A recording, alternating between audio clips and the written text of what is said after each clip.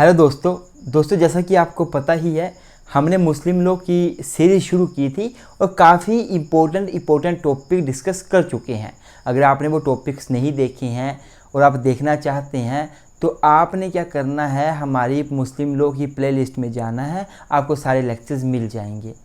मैं क्या करूँगा, मैं इस वीडियो के डिस्क्रिप्शन में मुस्लिम लोग की प्लेलिस्ट डाल दूँगा, आप वहाँ से सारी वीडियोस देख सकते हैं।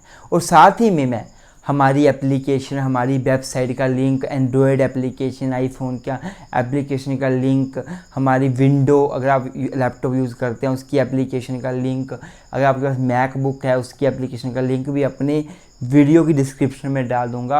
आप हमारी एप्लीकेशन डाउनलोड कर सकते हैं और हमारे जो भी लेक्चर्स हैं, पेड सर्विसेज हैं, वो आप अवेल कर सकते हैं। तो दोस्तों, आज की वीडियो में हम बात करेंगे इद्दत के बारे में। वीडियो शुरू करने से पहले आप सभी का अपने YouTube channel love with twins में हार्दिक स्वागत करता हूं और इसी के साथ आज की वीडियो को शुरू करते हैं।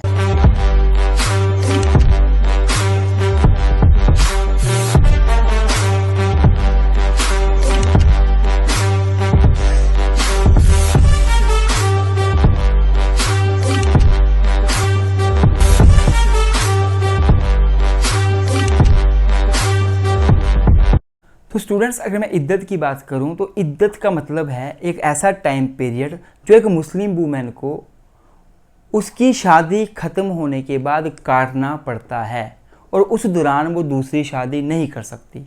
अगर एक मुस्लिम वूमेन की शादी ख़त्म हुई है, उसकी मैरिज का एंड हुआ है, चाहे उसके पति की डेथ हो गई है फिर उसकी मैरिज ख़त्म हो गई, या फिर उसके पति ने उसको तलाक दे दिया है फिर उसकी मैरिज ख़त्म हो गई है, तो जब मैरिज ख़त्म हो जाती है और वो लड़की दूसरी शादी करना चाहती है तो मैरिज ख़त्म होने के इमीडिएटली बाद वो दूसरी शादी नहीं कर सकती। उसको कुछ टाइम तक कुंवारे रहना पड़ता है, बिना शादी के रहना पड़ता है।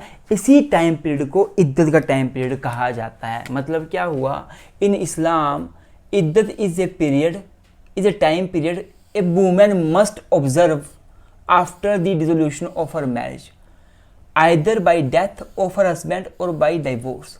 चाहे उसकी शादी डाइवोर्स से ख़त्म हुई है, चाहे उसके हस्बैंड उसको डेथ दी है, उसके हस्बैंड की डेथ हो गई है, उसके बाद उसे कुछ टाइम पीरियड काटना पड़ेगा, उस दौरान वो दूसरी शादी नहीं कर सकती।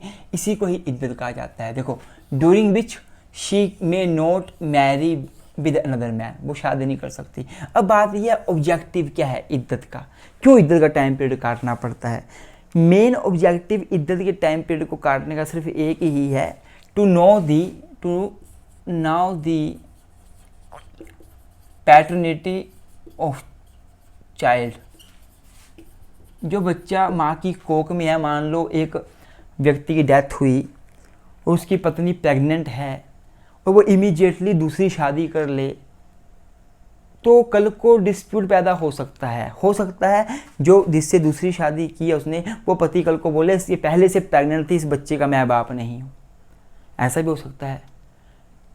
तो ऐसे डिस्प्यूट पैदा ना हो और क्लियरिटी हो जाए कि उस चाइल्ड का फादर कौन है, पैटर्निटी कौन है, उसका बाप, ये पता लग जाए। इसलिए वूमेन को कुछ टाइम तक कुंवारे बिना शादी के रहने के लिए बोला जाता है, ताकि अगर उसको पेट में बच्चा हुआ तो पता लग जाएगा कि ये जो इसके पति ने इसको छोड़ा है ये उसका पति है, उसका बच्चा है, ये जिससे दूसरी शादी करने जा रही है उसका बच्चा है, तो ये पता लग जाता है। अब बात आती है कि ड्यूरेशन क्या होगा इद्दत का, कितने टाइम पीरियड के लिए इद्दत काटना पड़ता है।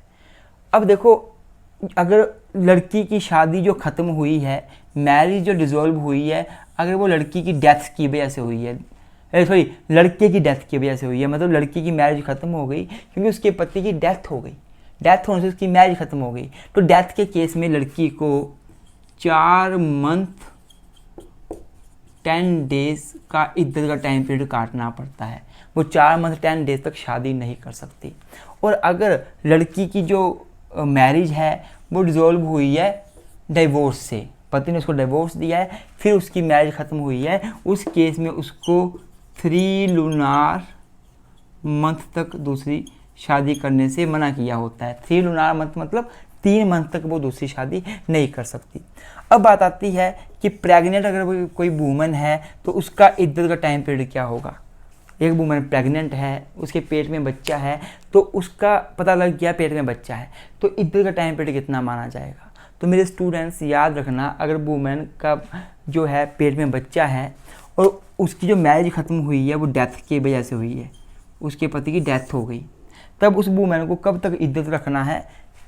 पहली बात तो वो 4 मंथ 10 डेज तक का इद्दत का टाइम पीरियड रखेगी, या फिर जब तक बच्चे की डिलीवरी ना हो जाए या फिर मिसकैरेज ना हो जाए, विच एवरेज लॉन्गर, जो लंबा चलेगा।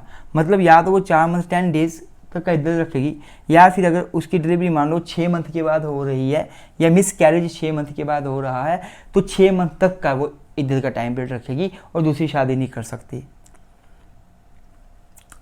अगर ऐसा हुआ कि एक औरत प्रेग्नेंट है और उसका बच्चा जो है उसके पति की डेथ के 2 मंथ के बाद ही हो गया, 2 मंथ के बाद ही हो गया, तब उस वूमेन को तब भी 4 मंथ 10 डेज का पूरा इद्दत का टाइम पीरियड काटना पड़ेगा।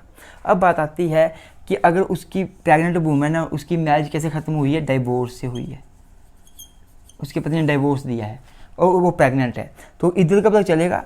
या तो 3 लूनार मंथ, 3 मंथ तक, या फिर unless the birth of child, delivery of the delivery और द मिसकैरेज। जब डिलीवरी और मिसकैरेज ना हो जाए, विच एवरेज लॉन्गर, जो लॉन्गर होगा, मतलब या तो 3 मंथ तक चलेगा, या फिर अगर मान लो डिलीवरी उसकी 4 या 5 मंथ के बाद हो रही है या मिसकैरेज 4 या 5 मंथ के बाद हो रहा है, तो 4 या 5 मंथ तक इद्दत चलता रहेगा, वो दूसरी शादी नहीं कर सकती। और अगर मान लो डिलीवरी डिवोर्स के 1 मंथ के बाद ही होगी, पर उसे 3 मंथ का पूरा इद्दत का टाइम पीरियड काटना पड़ेगा, तो ये इसका ड्यूरेशन है। जो आपको मेन चीज़ें मैंने बताई वो आपको याद रखनी है। और सुन्नी लॉ के अंदर क्या है, अगर इद्दत काट रही वूमेन के साथ शादी करोगे, मैरिज इरेगुलर होगी। और शिया लॉ बोलता है अगर इद्दत काट रही वूमेन के साथ शादी की जाएगी तो मैरिज जो है आपकी वो डायरेक्टली क्या हो जाएगी?